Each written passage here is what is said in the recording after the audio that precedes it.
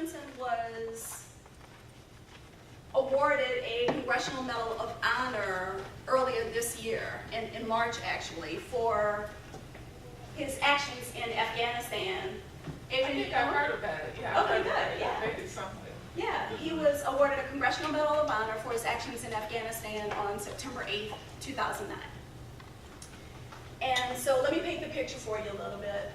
There was this coalition of American and Afghan forces whose job it was to protect a group of Afghan leaders who were going to meet with some village elders. Okay? And so this coalition of American and Afghan forces was ambushed.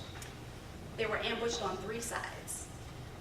And one of the things that Captain Swinson was recognized for was running into live fire to rescue the wounded and pull out the dead.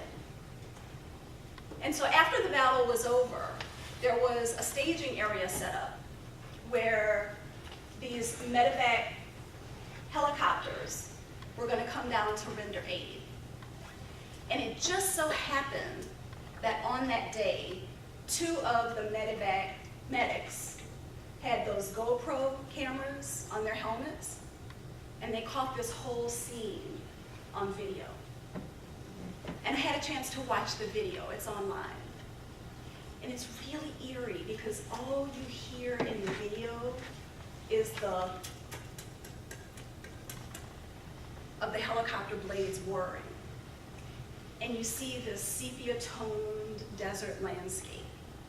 And all of a sudden, Captain Swinson comes into view, and he's waving this red, billowy, parachute-like material to say, no, I'm here, land here. And so the helicopter lands, and you see Captain Swinson and another able-bodied soldier helping a wounded warrior onto the helicopter. And just before the helicopter doors close, Captain Swinson leans down and kisses that man on the forehead. And then he turns around and helps someone else. That wounded warrior died 3 weeks later from his injuries.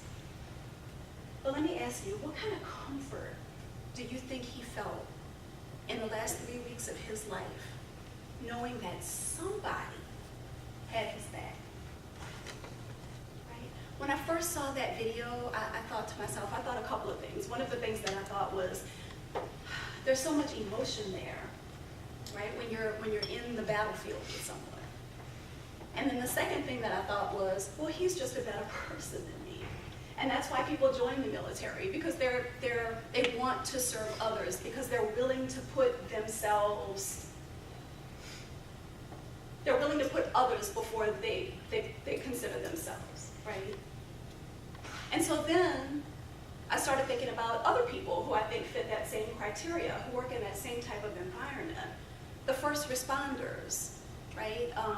Policemen, firemen, even emergency room doctors and nurses. That's been on the news a lot lately, right? That they are putting the needs and the interests of others before themselves. Well, they're better than me too. They go on my list.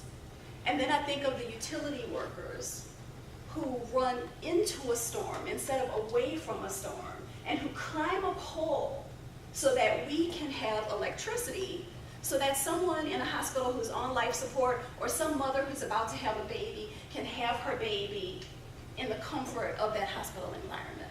So add them to my list. So slowly the list of people who are better than me starts to grow and grow and grow.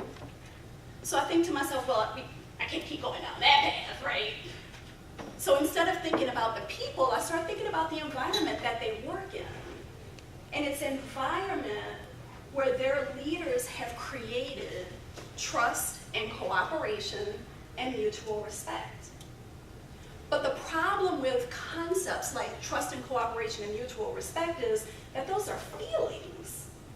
I can't tell you to trust me, and so you do. I can't tell you two to cooperate with each other, and so you will. I can't command respect from you. I have to earn it. And so as leaders, how do we create an environment where trust and cooperation and mutual respect exist? Because you know what happens when you create that environment? You have people who run into the storm and not away from the storm. Your employees will put your needs and the needs of the agency and the organization before their own needs. And that's what leaders do. And it's not easy. We talked in our insight group this morning about how do you create an environment where trust exists. We probably talked about it for 30 minutes, those of you in my group. And we didn't come up with any miraculous answers. It's hard work.